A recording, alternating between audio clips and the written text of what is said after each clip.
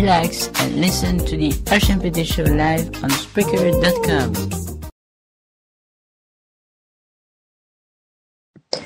Bonsoir à tous, hello everyone. Aujourd'hui je vous retrouve pour parler donc d'une nouvelle.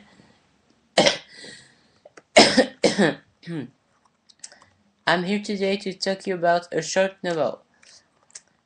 Cette nouvelle porte est tirée du film Frenzy de Alfred Hitchcock qui a été fait dans les années 70 et qui a connu un grand succès dans ces années-là. Alors cette lecture sera en anglais et c'est moi-même qui l'ai inventé. Alors tenez-vous bien. C'est parti.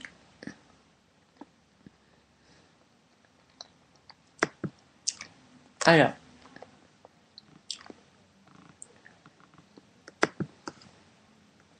essayons tout d'abord de vous présenter les personnages. Alors, on a Robert Knife, qui est un écrivain des années 70. Robert Knife is a celebrated writer from the 50s. Pop is his friend who's part of the FBI. Pop est son ami et il fait partie du FBI. Ensuite, on a Anushka, donc la femme de Pop.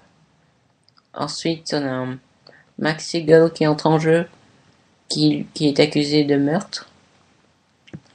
Voilà.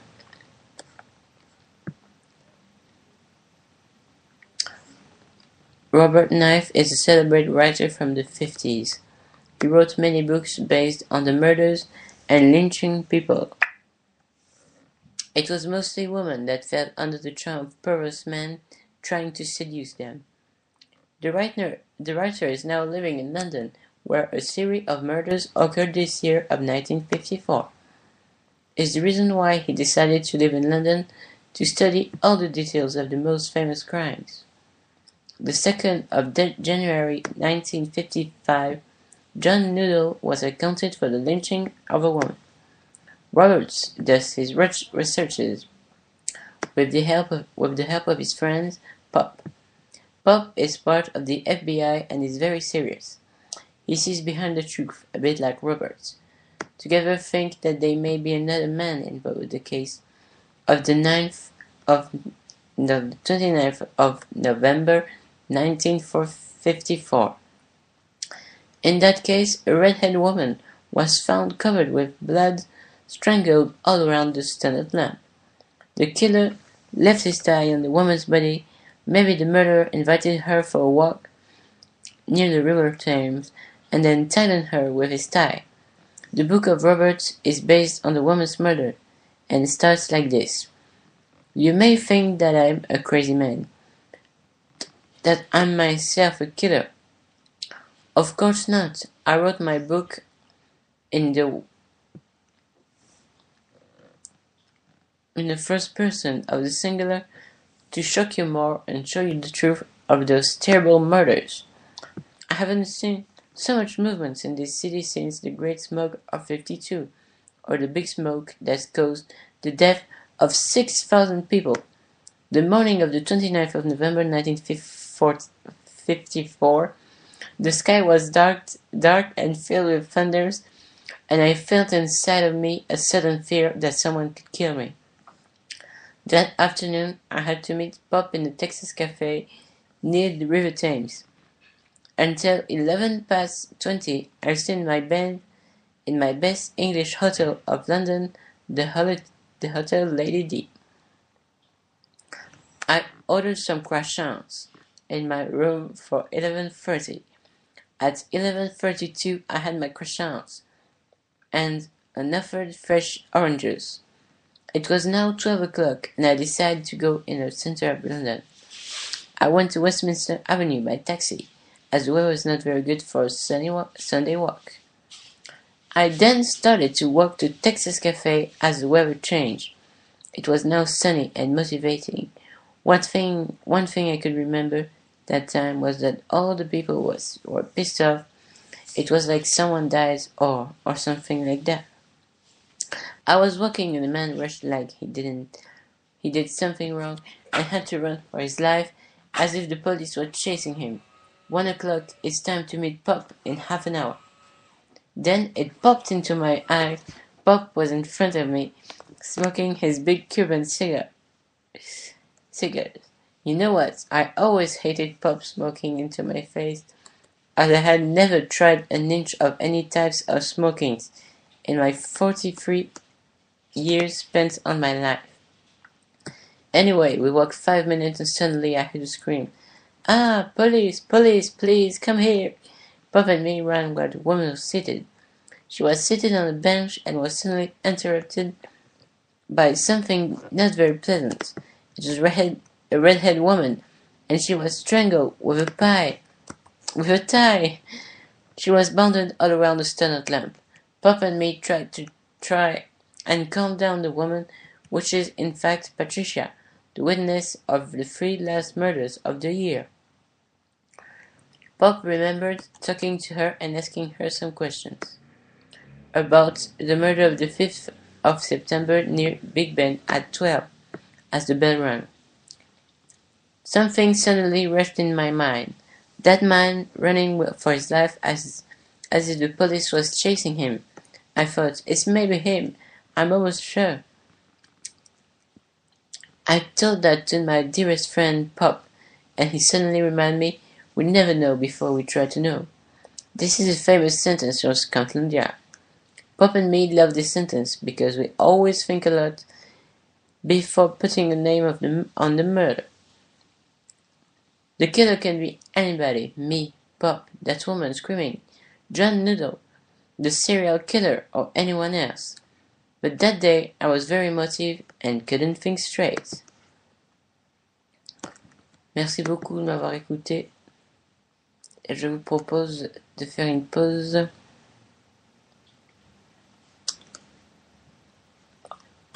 en écoutant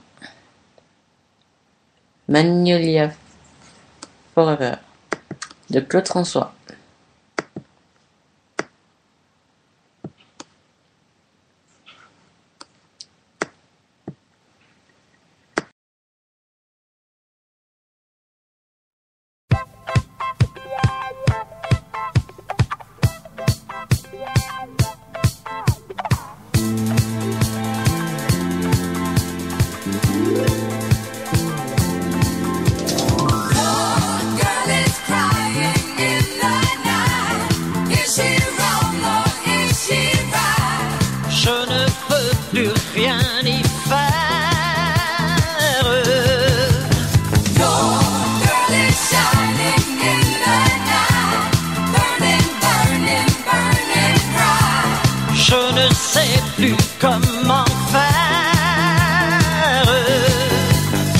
Dites-lui que je suis comme elle, que j'aime toujours les chansons qui parlent d'amour et d'hirondelles, de chagrin, de vent et de frissons. Dites-lui que je pense à elle quand on me parle de Magnolia, quand j'entends ces musiques nouvelles qui résonnent comme des bruits de combat.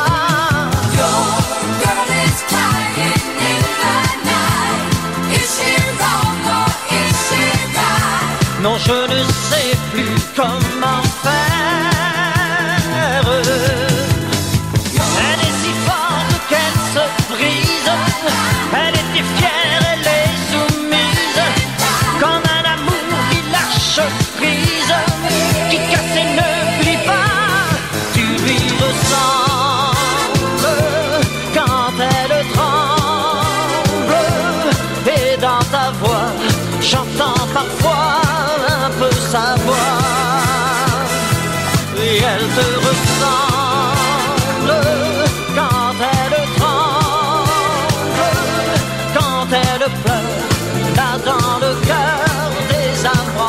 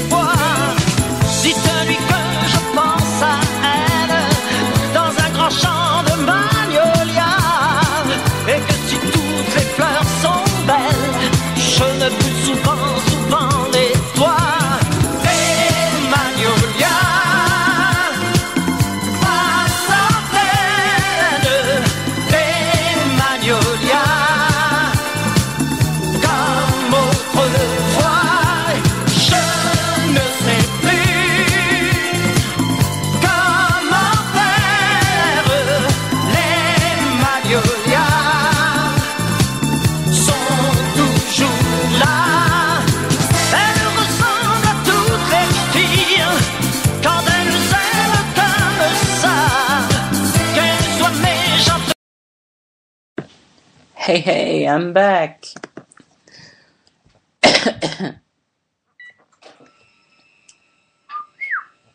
The woman suddenly fainted, and so we called an ambulance with the telephone of the nearest cafe. She almost had a heart attack, which is maybe caused by all the dead people of the year 1954.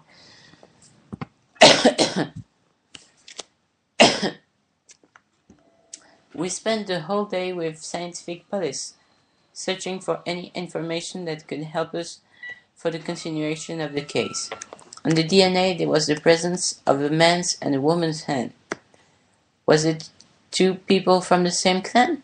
Maybe one tied the woman and the other put the woman all around the standard lamp. We didn't know, and suddenly we found out that the woman wasn't wearing her knickers. Then on her legs there were some bruises and some blood dripping. Did someone try to rape her? We didn't stop working until 10 p.m. So Pop and I ate a big burger with some French fries in Texas Cafe. A delicious French burger. 5 days later, Roberts woke up at 5 a.m. by the phone. It was Pop who was calling, he told me. Roberts? Yes, I answered. What is happening? Why are you waking me up now? I asked. We found out that the redhead woman was raped. There is some imprints of a man on her legs. And I said, John Little is accused of the rape, he answered. Oh, this is fantastic. I mean, this will make my book so famous, I said. Pop didn't understand my point of view, and he said, Are you crazy? A woman was killed. Sorry. Wait me for Scotland Yard at 6 a.m. I said. No problem. See you, he claimed. It was a tense case where I was involved with Pop and Scotland Yard, and it was like part of the family. But I'll never want to be a policeman because I'm too gentle. I wouldn't want to kill a man or put him in prison. When I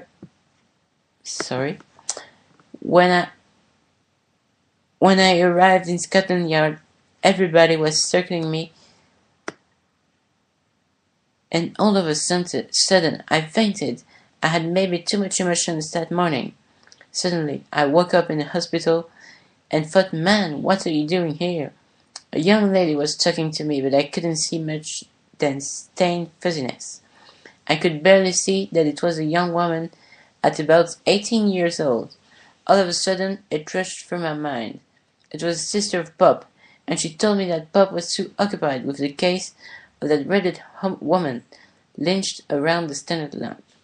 She gave me a glass of water as I had a headache, and actually, I had long sleep until I woke up at that moment.